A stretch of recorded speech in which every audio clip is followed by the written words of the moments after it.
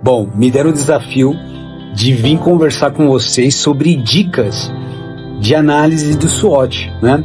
Então, acho que vale muito a pena você ficar até o final desse conteúdo, porque a análise de SWOT, ele é o primeiro instrumento para você fazer um planejamento, e a gente diz que é a fotografia inicial.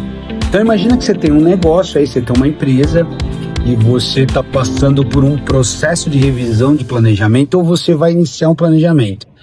Você tem uma dor, você tem uma dificuldade, você quer fazer um ano melhor. Então, a análise de SWOT ela é uma ferramenta muito interessante, porém, é muito importante você tomar alguns cuidados, né? O primeiro cuidado da análise de SWOT que eu recomendo é você fazer com que ela seja construída no coletivo. Então, imagina que para você entender seus pontos fortes, seus pontos fracos, as suas oportunidades e as suas ameaças, é interessante que você coloque todas as partes interessadas nesse trabalho, né?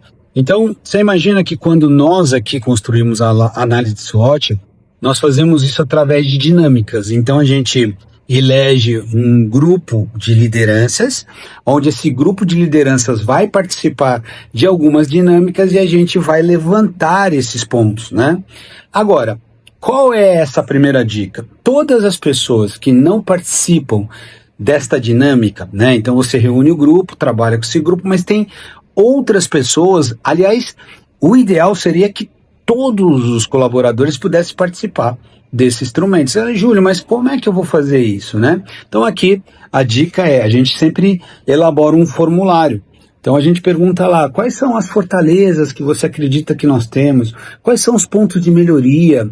Quais são as ameaças que nós podemos enfrentar no nosso segmento no próximo ano? Quais são as oportunidades que você enxerga que nós podemos oportunizar no ano que vem, ganhando projetos, recursos, dinheiro com isso, né?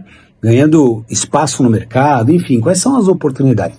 E aí a gente manda esse formulário para todas as pessoas que não participaram, por exemplo, nessa dinâmica mais próxima dos líderes que construíram, e depois a gente vai para a segunda dica. Qual é a segunda dica? A segunda dica a gente carinhosamente até apelidou de Photoshop. Então a gente pega a primeira fotografia tirada pelos líderes, né, aqueles que participaram mais diretamente, pega o resultado do formulário de todos os que responderam, faz uma união e percebe quais são as adições, quais são as aderências. Então muita coisa aparece na fotografia dos líderes, né?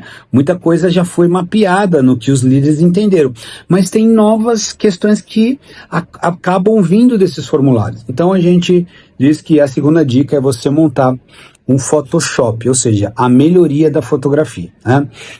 Outra dica muito interessante do SWOT é você ter uma metodologia para você poder qualificar melhor o teu SWOT.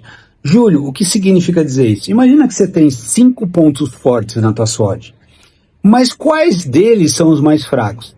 Não, Júlio, não faz sentido isso. Se ele é ponto forte, é ponto forte. Não, é exatamente isso que a gente defende aqui. Você tem pontos fortes de maturidades diferentes. Então você tem um ponto forte que está no nível de excelência. Outros pontos fortes não estão no nível de excelência. Então você precisa qualificar melhor isso. A mesma questão para as fraquezas, né, para os pontos de melhoria.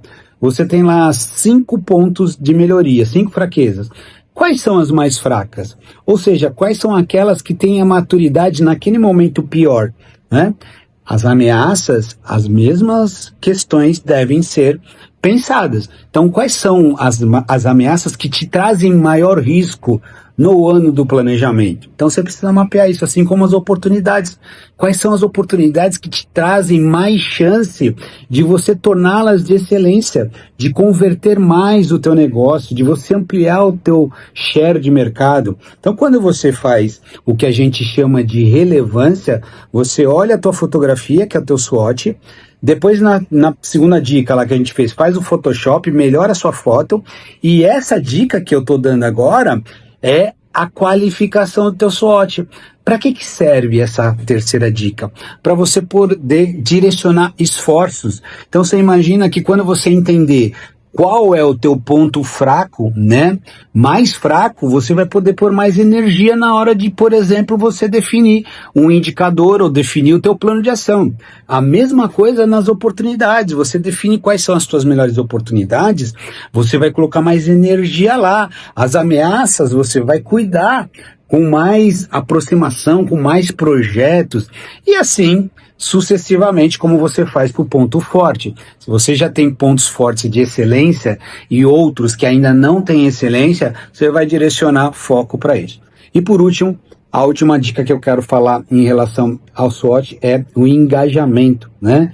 Quando você faz uma matriz de SWOT, você precisa sempre engajá-la em relação ao mercado, ao externo. Significa dizer que quando você analisa um ponto forte, você precisa entender qual é a relevância daquilo em relação ao mercado. A mesma coisa para ponto fraco, para ameaça e para oportunidade, né? Se você não tiver um olhar externo para conectar essas questões, você acaba fazendo com que a tua análise SWOT talvez não tenha tanta força para resolver questões que vão fazer com que o teu planejamento seja direcionado estrategicamente de uma forma melhor. Afinal, quando a gente pensa em negócio, de maneira geral, nós queremos melhorar os nossos resultados. E a forma de fazer isso aplicando um SWOT é você realmente ter aquela SWOT muito direcionada para resultado. Essas são dicas que eu gostaria e quis passar para você, que podem te ajudar muito na elaboração desse instrumento, que é de importância para que você possa realmente criar aí para o próximo ano umas novas práticas, ou até mesmo se você está assistindo esse conteúdo no meio do ano, ou em qualquer parte do ano, você possa aplicar agora isso no teu negócio, na tua empresa, ou na tua área. Valeu?